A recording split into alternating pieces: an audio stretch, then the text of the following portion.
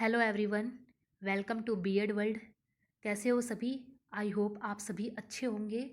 हम लोग बीएड के बारे में यहाँ पे पढ़ते हैं। बीएड में जितने भी कोर्सेज चलते हैं उन सब के बारे में हम लोग यहाँ पे डिस्कस करते हैं। तो जो हमारी लास्ट वीडियो थी, उस लास्ट वीडियो में हम लोग चिल्ड्रन विद डिसेबिलिटीज़ के बारे में पढ़ रहे थे, और हम लोग कह सकते हैं टाइप्स ऑफ मल्टीपल डिसेबिलिटीज़। तो डिसेबिलिटीज़ बेसिकली 4 टाइप की अपने को पढ़नी है, जिनमें से अपन ने विज़न इम्पेयरमेंट पढ़ लिया है। अब अपने को हियरिंग इम्पेयरमेंट पढ़ना है, वॉइस इम्पेयरमेंट पढ़ना है, और ऑर्थोपेडिक बच्चों के बारे में पढ़ना है। तो सबसे पहले हम लोग यहाँ पे हियरिंग इम्पेयरमेंट वाले बच्चों के बारे में पढ़ लेते हैं। विजन का अपना हो गया था, हियरिंग का पढ़ लेते हैं। तो इसमें हियरिंग की डेफिनेशन के बारे में सबसे पहले देख लेते हैं कि हियरिंग इम्पेयरमेंट का मतलब क्या है, इसका मीनिंग देख लेते हैं। तो चलिए स्टार्ट करते हैं। Hearing impairment, hearing loss is also known as hearing impairment, is a partial और total inability to hear. Hearing impairment hearing loss को कहते हैं। बेसिकली ये इनएबिलिटी होती है ना सुनने की। हो सकता है कि कोई बंदा बिल्कुल भी ना सुने, और हो सकता है कि बंदा पार्शियली सुने। ठीक है, तो ज़रूरी नहीं है कि हियरिंग इम्पेयरमेंट अगर किसी में प्रॉब्लम है तो वो बिल्कुल ही नहीं सुनेगा। ये तो पार्शियल भी सुन सकता है। ठीक है, तो इसके बारे में आगे देख लेते हैं। हियरिंग लॉस में अकर इन वन और बोथ ईयर्स। हियरिंग लॉस एक कान में भी हो सकता है और दोनों में भी हो सकता है। और इसके बारे में आगे लिखा हुआ है, in children hearing problems can affect the ability to learn spoken language, and in adults it can create difficulties with social interaction and at work. अब ये जो हियरिंग की प्रॉब्लम है, ये सबसे ज़्यादा बच्चों को अफेक्ट करती है लैंग्वेज बोलने में, क्योंकि बच्चा छोटा होता है उस टाइम वो लैंग्वेज सीखता है। तो जब हियरिंग इम्पेयरमेंट की प्रॉब्लम होगी तो बच्चा सुन नहीं पाएगा, और वो ढंग से बोलना भी नहीं सीख पाएगा, क्योंकि जब बच्चा सुनेगा ही नहीं तो बोलेगा कैसे। जब बच्चा सुन सुन के तो बोलना सीखता है, तो जब सुनेगा तभी बोलेगा। तो अगर ये वाली प्रॉब्लम होएगी तो बच्चे के स्पोकन लैंग्वेज में प्रॉब्लम होगी। और अडल्ट्स में अगर हियरिंग प्रॉब्लम होती है तो अडल्ट्स को बहुत सारी प्रॉब्लम्स फेस करनी पड़ती है, जैसे कि सोशल इंटरेक्शन में उनको प्रॉब्लम फेस करनी पड़ती है। कई बार वो समाज में जाते हैं, वहाँ पे मतलब अगर वो सुनते नहीं हैं तो कई बार हो सकता है कि उनका थोड़ा मजाक भी बन जाए, है ना। और कई बार कोई अपने वर्क प्लेस पे जाता है तो वहाँ भी उसको मतलब ये प्रॉब्लम करती है प्रॉब्लम। तो हियरिंग इम्पेयरमेंट का मतलब यही है, बेसिकली हियरिंग लॉस होता है, एक ईयर में भी हो सकता है और दोनों ईयर में भी हो सकता है। ठीक है, तो ये बेसिक इसका मीनिंग हो गया। अब इसकी अपन डेफिनेशन के बारे में पढ़ लेते हैं। डेफिनेशन में सबसे पहले डेफिनेशन दी है यूनेस्को ने। तो अकॉर्डिंग टू यूनेस्को, यूनेस्को क्या कहता है, hearing impairment children are those in whom language and speech have not developed completely due to hearing loss. ये मीनिंग में जो अपन ने पढ़ा था वही बात कहता है। यूनेस्को कहता है कि हियरिंग इम्पेयरमेंट बच्चे वो बच्चे होते हैं जिनमें ना तो भाषा का विकास होता है और ना ही स्पीच डेवलपमेंट ढंग से हो पाता है। क्यों, किसकी वजह से? क्योंकि वो हियरिंग लॉस की प्रॉब्लम को सहन कर रहे हैं, इसकी वजह से। ठीक है, तो ये यूनेस्को ने डेफिनेशन दी है इसकी, इसका मीनिंग हो गया। अब नेक्स्ट डेफिनेशन है अपनी, जो 2-3 राइटर्स ने दी है, और कुछ एक डिसेबिलिटी एक्ट के अकॉर्डिंग भी डेफिनेशन है। तो सबसे पहले अपन ये पढ़ लेते हैं, एक according to Quigley and Kretschmer. तो क्विगले और क्रिश्मर क्या कहते हैं, hearing impairment children are those in which there is sensory neural loss of hearing capacity of 91 decibel और मोर। मतलब ये लोग कहते हैं कि किसी बंदे के अंदर सेंसरी न्यूरल लॉस हो हियरिंग का, और कितनी कैपेसिटी का हो, 91 डेसिबल का या फिर इससे ज़्यादा का। अगर 91 डेसिबल और इससे ज़्यादा का होएगा तो उसको मतलब हियरिंग वाली प्रॉब्लम मानी जाएगी, या फिर हियरिंग इम्पेयरमेंट उनको माना जाएगा इनके अकॉर्डिंग। ठीक है, नेक्स्ट है अकॉर्डिंग टू डिसेबिलिटी एक्ट 1995। अब देख लेते हैं कि डिसेबिलिटी एक्ट 1995 के अकॉर्डिंग हियरिंग इम्पेयरमेंट कौन लोग होते हैं, तो और या फिर हियरिंग इम्पेयरमेंट क्या होता है। ठीक है, तो इसमें hearing loss refers to loss of hearing power. ये भी ऐसे कहता है कि अगर हियरिंग लॉस होएगा किसी बंदे में तो उसके अंदर क्या होएगी, जो हियरिंग पावर होएगी उसका भी लॉस होएगा। ठीक है, तो इसके अकॉर्डिंग हियरिंग इम्पेयरमेंट क्या है, हियरिंग पावर का लॉस होना ही हियरिंग इम्पेयरमेंट है। तो ये 3 अपन ने बेसिक डेफिनेशंस पढ़ ली हैं। सबसे पहले अपन ने मीनिंग देख लिया है इसका, फिर उसके बाद में एक डेफिनेशन यूनेस्को के अकॉर्डिंग, दूसरी डेफिनेशन हो जाएगी आपके क्विगले एंड क्रिश्मर के अकॉर्डिंग, और तीसरी डेफिनेशन हो जाएगी आपकी डिसेबिलिटी एक्ट के अकॉर्डिंग। ठीक है, तो ये आपका जो बीएड में कोई बड़ा क्वेश्चन आएगा तो उसमें आप इजीली अटेम्प्ट कर सकते हो। अभी तो अपना मीनिंग और डेफिनेशन सी हुई हैं, अभी अपने को कैरेक्टरिस्टिक भी पढ़नी है इसकी, और इसके बारे में और भी चीज़ें पढ़नी है। ठीक है, तो नेक्स्ट अपन देख लेते हैं इसके बारे में कैरेक्टरिस्टिक्स ऑफ हियरिंग इम्पेयरमेंट। तो कैरेक्टरिस्टिक्स ऑफ हियरिंग इम्पेयरमेंट के अंदर पहली कैरेक्टरिस्टिक्स क्या है? Difficulty following verbal direction. सही बात है भाई, जो बच्चा सुन नहीं पाएगा तो वो बोलने में डिफ़िकल्टी फील करेगा। ठीक है, सेकंड है डिफ़िकल्टी विद ओरल एक्सप्रेशन, ये भी सेम ही बात है। अगर बच्चा सुन नहीं पाएगा तो ओरल एक्सप्रेशन भी नहीं कर पाएगा। और कई बच्चों में ऐसा होता है ना कि वो लोग ना तो सुन पाते हैं और ना ही बोल पाते हैं। ठीक है, तो ज़्यादातर केसेस ऐसे होते हैं जो सुन नहीं सकता, जो जन्म से डीफ है, तो उसमें बोलने की कैपेसिटी भी नहीं पाई जाती, मुख्यतः ये होता है। ठीक है, तो अगर सुनोगे नहीं तो ओरल एक्सप्रेशन तो आप कर ही नहीं पाओगे। ठीक है, थर्ड है सम डिफ़िकल्टीज विद सोशल या इमोशनल और इंटरपर्सनल स्किल। अब कोई बच्चा डीफ है तो फिर सोशल भी वो मतलब कि उसको डिफ़िकल्टीज होएगी सोशल एडजस्टमेंट करने में, और इमोशनली भी उसको डिफ़िकल्टी फील होएगी, क्योंकि बच्चा हमेशा दिमाग में यही सोचता रहेगा कि यार मैं दूसरों की तरह क्यों नहीं हूँ, मैं ढंग से सुन क्यों नहीं पाता हूँ। ठीक है, तो उससे इमोशनली भी बच्चा एकदम अफेक्ट हो जाएगा। ठीक है, फोर्थ है will often have a degree of language delay. अब बच्चा सुन नहीं पाएगा तो लैंग्वेज डेवलपमेंट होएगा वो उसका डिले हो जाएगा, टाइम से नहीं सीख पाएगा जैसा कि दूसरे बच्चे नॉर्मल बच्चे सीख पाते हैं। ठीक है, अब फिफ्थ है आर्टिकुलेशन डिफ़िकल्टी, ये भी बोलने से रिलेटेड ही है। सिक्स्थ है can become easily frustrated if there need are not meet which may lead to some behavioural difficulties. अब बच्चा सुन नहीं पाएगा तो वो उसकी कई सारी नीड्स कंप्लीट नहीं हो पाएंगी, उसकी नीड्स कंप्लीट नहीं हो पाएंगी तो बच्चा फ्रस्ट्रेट हो जाएगा तो उसके बिहेवियरल डिफ़िकल्टी की भी प्रॉब्लम हो सकती है इसमें। अब नेक्स्ट अपन देख लेते हैं, नेक्स्ट कैरेक्टरिस्टिक्स है sometimes the use of hearing aids need to embarrassments of fear of rejection from peer. कई बार बच्चे को ये टेंशन होती है कि यार मैं सुन नहीं सकता तो क्या पता मेरे कोई दोस्त बनेंगे भी या नहीं बनेंगे। कई बार मतलब आपने देखा होगा कि कई बच्चे जो हियरिंग लॉस के शिकार होते हैं या फिर हियरिंग इम्पेयरमेंट की उनमें प्रॉब्लम होती है, तो वो किसी से बातचीत नहीं करते स्कूल में, क्योंकि उनको ऐसे फील होता है कि बाकी बच्चे नॉर्मल हैं और वो डिफरेंट है, तो उनकी कोई वैल्यू नहीं है सोसाइटी के अंदर, उनको ऐसा लगता है। इसकी वजह से भी बच्चे फ्रस्ट्रेट हो सकते हैं। ठीक है, तो ये अपन ने कैरेक्टरिस्टिक्स कुछ एक 7 कैरेक्टरिस्टिक्स अपन ने देख ली है। डेफिनेशन हो गई अपनी, कैरेक्टरिस्टिक्स हो गई, और अब अपन लोग देख लेते हैं classification of hearing impairment. Hearing impairment का क्लासिफिकेशन है वो डिफरेंट टाइप का हो सकता है, अलग अलग लेवल की बच्चे के अंदर प्रॉब्लम हो सकती है हियरिंग इम्पेयरमेंट की। तो इस बेसिस पे क्लासिफिकेशन दे रखा है, इसमें रेंज दे रखी है इसकी, और अपन इसके बारे में बात कर लेते हैं। तो जो अपना फर्स्ट क्लासिफिकेशन है, फर्स्ट है माइल्ड।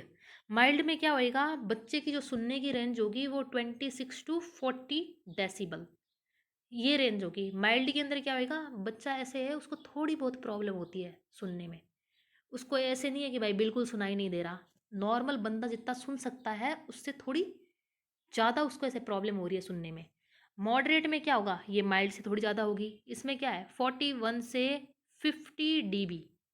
ठीक है, ये रेंज लेवल होगा। और थर्ड है मॉडरेटली सीवियर, ये थोड़ा इससे ज़्यादा होगा, इसमें 56 से 70 dB। डीबी यहाँ पे डेसिबल है, ये यूनिट है साउंड की। अब है नेक्स्ट है सीवियर, सीवियर में 70 से 90 dB। और फिफ्थ है प्रोफाउंड, इसमें क्या है 91 dB से ज़्यादा। अपन ने जो पीछे ऊपर डेफिनेशन पढ़ी थी उसके अकॉर्डिंग एक जो राइटर थे क्रिश्मर और क्वेगली दोनों, उन्होंने कहा था कि 91 dB से अगर किसी बंदे की रेंज होती है ज़्यादा या फिर 91 dB होती है तो उसको प्रॉब्लम होगी सुनने में, तो वो हियरिंग इम्पेयरमेंट बच्चा कहलाएगा। ठीक है, तो ये इसका हो गया क्लासिफिकेशन। अब हम लोग इसके बारे में कॉजेज़ पढ़ लेते हैं कि भैया हियरिंग इम्पेयरमेंट होती किसके कारण है। तो सबसे पहले एजिंग की वजह से हो सकता है, कि एज बढ़ने के साथ साथ हियरिंग इम्पेयरमेंट की प्रॉब्लम हो। कई बच्चे बिल्कुल नॉर्मल होते हैं बचपन में, लेकिन जैसे जैसे वो बड़े होते हैं या फिर कुछ एक पर्टिकुलर एज क्रॉस करते हैं, जैसे 40 ईयर एज क्रॉस करते हैं, तो धीरे धीरे उनमें क्या है, हियरिंग मतलब सुनने में उनको धीरे धीरे दिक्कत होने लगती है। तो ये क्या है, एजिंग वाली प्रॉब्लम। दूसरा क्या है, इंजरी या एक्सीडेंट।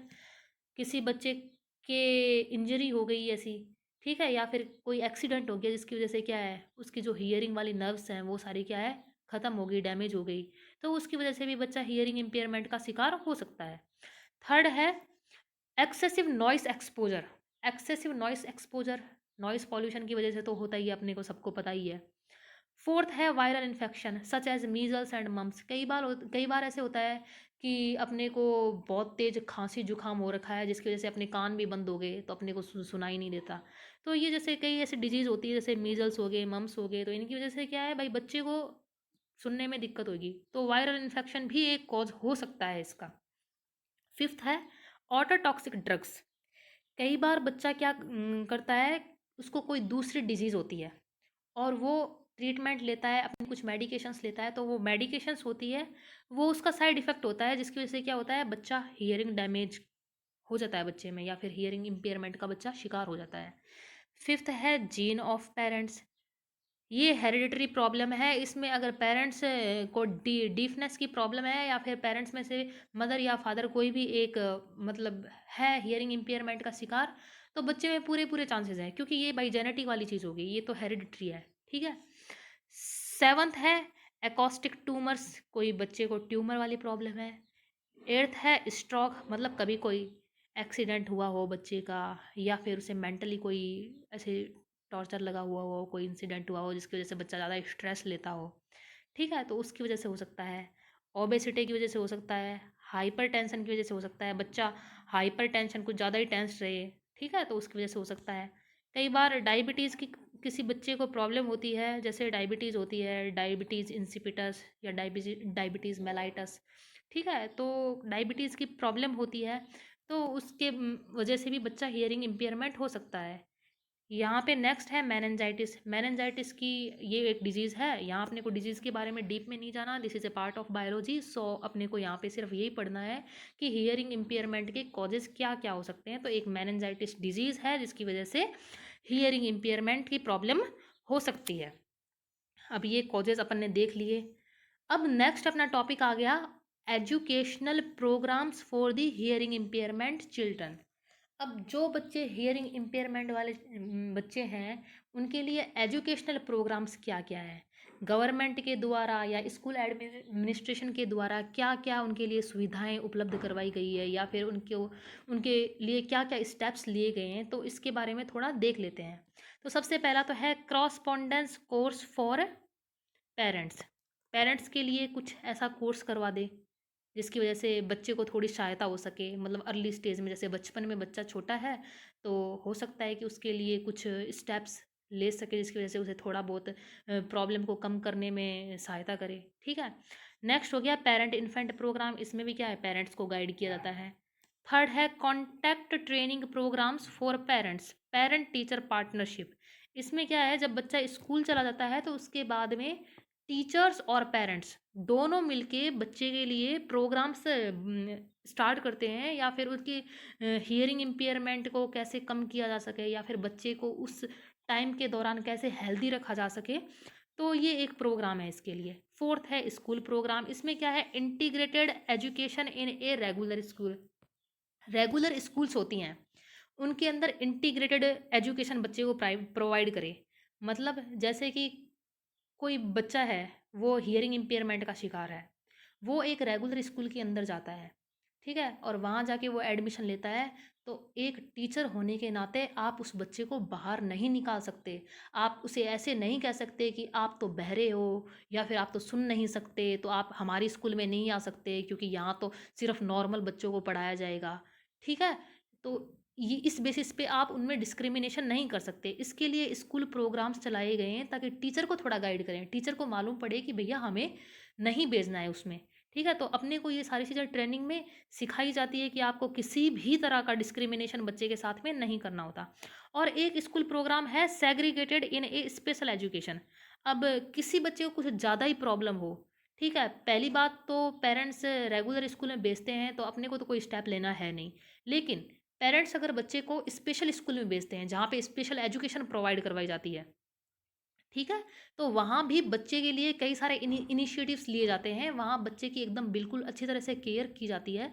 तो उसके संदर्भ में ये सारे प्रोग्राम हैं कि भैया ये प्रोग्राम गवर्नमेंट की तरफ से प्रोवाइड किए जाते हैं और ये आपको फॉलो करने हैं या फिर स्कूल एडमिनिस्ट्रेशन को फॉलो करवाने हैं। फॉलो ना करें वो बात अलग है, लेकिन ये प्रोग्राम गवर्नमेंट की तरफ से दे रखे हैं। वैसे फॉलो करना चाहिए, अपन अगर आगामी शिक्षक होने वाले हैं तो अपने को ये सारी चीज़ें मालूम होनी चाहिए और अपने को सेंसिटिव भी होना चाहिए कि बच्चे को ऐसी कोई प्रॉब्लम है तो उसके प्रति बच्चे के साथ में मतलब एकदम ऐसे रूडली पेश नहीं होना है अपने को। उसके साथ में अच्छे से व्यवहार करना है और उसका एकदम ध्यान रखना है और उसको एप्रोप्रिएट एजुकेशन प्रोवाइड करवानी है, ठीक है? तो डिस्कशन बहुत हो गया। नेक्स्ट है, 5th पॉइंट है कॉन्टिन्यूअल एजुकेशन। कॉन्टिन्यूअल एजुकेशन के अंदर क्या है, द नेशनल ओपन स्कूल्स।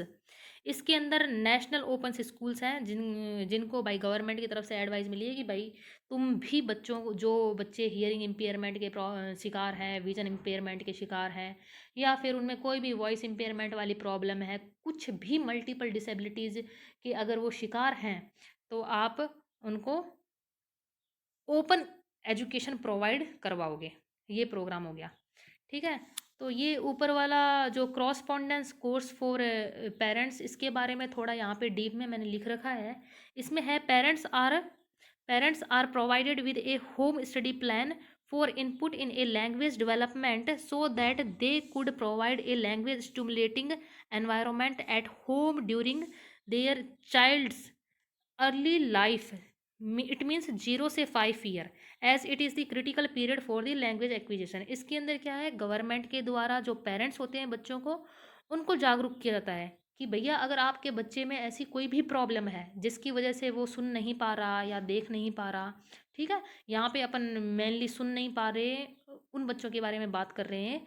इसलिए इन पेरेंट्स को कहा जाता है कि आप 0 से 5 ईयर, जब बच्चा अर्ली स्टेज के अंदर है तो उसके लिए स्टेप्स लें, घर के अंदर ऐसा एनवायरनमेंट क्रिएट करें जिसकी वजह से बच्चे को कोई स्ट्रेस ना हो, या फिर उसके लिए कोई ऐसा रीडिंग मटेरियल प्रोवाइड करें जिससे बच्चा, रीडिंग मटेरियल तो वो बहुत छोटा हो जाएगा, बच्चा 0 से 5 ईयर तो रीडिंग मटेरियल तो नहीं, लेकिन कोई ऐसे गेम्स के थ्रू उसे ऐसे बोलना सिखाएं, या फिर क्योंकि हियरिंग इम्पेयरमेंट वाले बच्चे को बोलने में भी दिक्कत होती है तो आप गेम्स के थ्रू कुछ ऐसे सिखाएं। तो पेरेंट्स के लिए कुछ एक ये प्रोग्राम्स चलाए गए हैं कि भैया आप अपने बच्चों को कुछ बेहतर आगे बनाने के लिए कुछ अपनी तरफ से भी कुछ इनिशिएटिव लें, ठीक है? तो नेक्स्ट हो गया अपना parents infant programme. Parents infant programme के अंदर भी अपन देख लेते हैं कि क्या बात कर रहे हैं यहाँ पे। ये हो गया, these programmes aim at catching the hearing impaired very young. Such programmes intended to monitor overall development of the concerned child. The philosophy is to expose the young children to a language stimulating environment so that the hearing impairment children acquire natural language. ये भी parents के लिए ही है भैया, parents जब बच्चे छोटे हों तो उसके लिए आप ये ध्यान रखें। तो ये सारी जो बात है, ये सारी जो जितने भी अपन ने ये किया है, पूरा टॉपिक आपके बीएड में एक बड़ा क्वेश्चन बनता है और आप इसको इजीली अटेम्प्ट पेपर में कर सकते हो। इसमें आप सबसे पहले मीनिंग लिख देना, फिर इसकी 3 डेफिनेशन लिख देना, इसके अकॉर्डिंग भी आपको मतलब अच्छा इम्प्रेशन पड़ेगा। डिफरेंट डिफरेंट आप राइटर्स की या फिर जो भी डिसेबिलिटी एक्ट हैं या फिर कोई भी प्रोग्राम है उनके अकॉर्डिंग अगर आप डेफिनेशन लिखते हो तो आपको इसमें अच्छा इंप्रेशन पड़ता है। और अगर ये नेक्स्ट है, करेक्टरिस्टिक्स देख लिए अपन ने, क्लासिफिकेशन देख लिया, कॉजेज देख लिए और इसके एजुकेशनल प्रोग्राम देख लिए। तो आई होप ये आपको सब कुछ समझ में आया होगा। इसमें मेरे नोट्स में ग्रामेटिकल मिस्टेक्स हो सकती है बिकॉज मैं भी एक लर्नर हूँ। अगर आपको ये मेरा वीडियो बनाया हुआ पसंद आए तो आप मुझसे जुड़ सकते हैं।